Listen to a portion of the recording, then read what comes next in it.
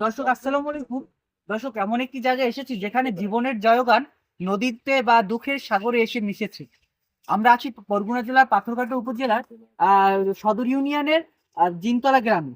এখানে মানে এমন একটি জায়গা যেখানে বিভিন্ন ঝড় বৃষ্টি জলোচ্ছ্বাসে নদীতে যে মানুষের বসত বাড়ি তারপর যে বেড়িবাঁধ এগুলো ভেঙে গেছে। কিছুক্ষণ আগে আমরা এক চাচার সাথে কথা বলতেছিলাম, সে বলতেছিল যে এখন পর্যন্ত সে 4বার এই জায়গায় বেড়িবাঁধ বানাইছে এবং নদীতে মানে তলিয়ে গেছে। এখন থেকে প্রায় 4 কিলোমিটার নদীতে কিন্তু নদীগর্ভে বিলীন হয়ে গেছে।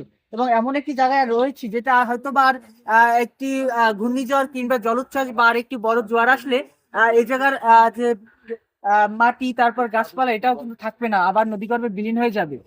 আসলে নদীর এক কুল ভাঙে আর এক কুল গড়ে, নদীর ওপারটা গড়তেছে আর আমাদের এই যে এপারটা ভাঙতেছে।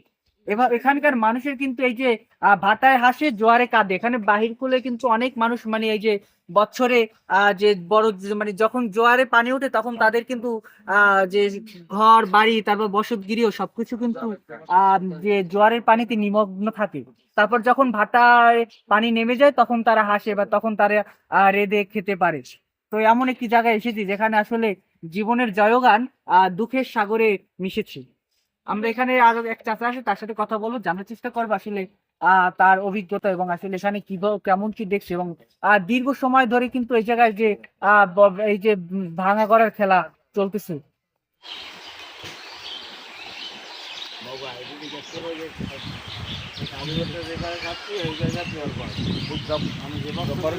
এখানে বাঙালি বলার আর কিছু নাই। এখানে বলতে যদি চাই তাহলে এখন হয় কান্দন। বিষয়টা এই আমার যে বয়সে এই এখন তাই 3টে বেরিবেদ দেখছি। একটা ওই এই বর্তমানে যেটা আছে 2টে গ্যাস, আর একটা ওই দেশে প্লাস্টিক বস্তা দিয়ে রাখছে এখন বর্তমানে যেটা আড়াচলা করি, আর 2টা একেবারে গেছি। এখানে গোরস্থান বাড়ি ঘর শত শত ঘর আনলে আবার এবং গোরস্থান আল্লাহ শত শতে সব ভিন্ন হয়ে গেছে একটু নদী। এখানে একটা পাঞ্জাখানা ছিল, পাঞ্জাখানার পাশে 5-7টা মনে হয় গোরস্থান ছিল। এই গোরস্থানের সিনেও এখন বর্তমানে আছে এখন তাই যে সিনে বাসটা, হ্যাঁ। এই যে বাস, এটা একটা গোরস্থানের উপরের বাস, আর অনেক গোরস্থান গ্যাস।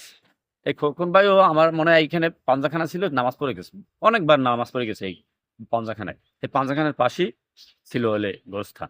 আমার মনে হয় বয়স বোঝাদি শব্দই আমি দেখি ভাঙতে আইছি, বয়সে আনতে 44-45 আমার চলে, তাহলে এই হইতে আমি ভাঙতেই দেখতে আইছি।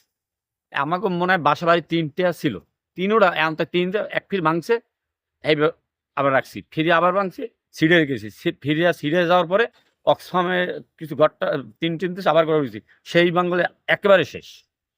এখানে মানুষই দুঃখই একটাই, একটা শক্ত বেরিবেজ চাই। এখানে যদি ওই প্লাস্টিক দিয়া এমনি ওই এমনি বস্তা দিয়া যদি এখানে দেওয়া হয় কিচ্ছু হবে না। এখন তো নিরেল বাইক, আপনারা বুঝবেন না, যখন দক্ষিণা হাওয়া বসে এখানে বুঝবেন না, খড়ির মতন খড়ির মতন এইখানে যে তুবান এবং কোনো গাছগাছালি নাই, হ্যাঁ, সম্পূর্ণ সব বাড়ি এই রাস্তা লাগে। তাই এখানে একমাত্র যেমন কালমাগা দেখছি আমি অসম্ভব ভাঙতে, এখন ওইখানে একটা গাইড ব্লক করছে, ওখানে এখন ভাঙে না, কিন্তু ওখানে চর পড়ার সম্ভাবনা। তা আমাকে ওইখানে ভবিষ্যতে যদি এখানে অনেক সাংবাদিক ডাকাত দেয়া, বরিশাল দেয়া, ভদুনের দেয়া, এই পাথরঘাটার দেয়া, এই খোকন ভাই এখানে বারবার আইছে, বারবার কতবার যাইছে হ্যাঁ হিসাব নাই।